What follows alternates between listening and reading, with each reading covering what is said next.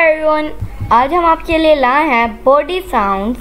दोस्तों, यूं ही आसानी उर्दू से इंग्लिश सीखने के लिए हमारे चैनल इब्राहिम टीवी को सब्सक्राइब कर लीजिए और बेल नोटिफिकेशन के बटन को भी प्रेस कीजिए ताकि आपको हमारी मज़ीद वीडियोस की नोटिफिकेशन मिलती रहे।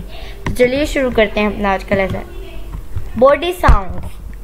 कफ, कफ खांसना। स्क्रीम और शाउट। स्क्रीम का मतलब होता है चिल्लाना और शाउट का मतलब होता है चीखना। लाफ, गिगल दोनों का मतलब होता है हंसना। विस्पर, विस्पर खुसर फुसर करना। विसल, विसल सीटी बजाना।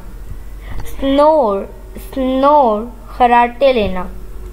ग्राउल, ग्राउल गुर्राना गरजना। स्लर्प, स्लर्प खाने पीने की आवाज़। ब्लो, ब्लो फूंक मारना। स्नीज, स्नीज छींकना। Groan, groan कराहना।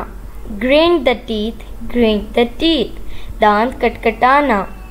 पैंट, पैंट हाँपना। स्निफ, स्निफ सुर करना।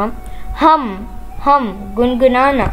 So my dear friends, it is it for today. I hope आपने बहुत कुछ सीखा होगा इस वीडियो से। इंशाल्लाह we'll be talking in next video. Take care. Bye for now.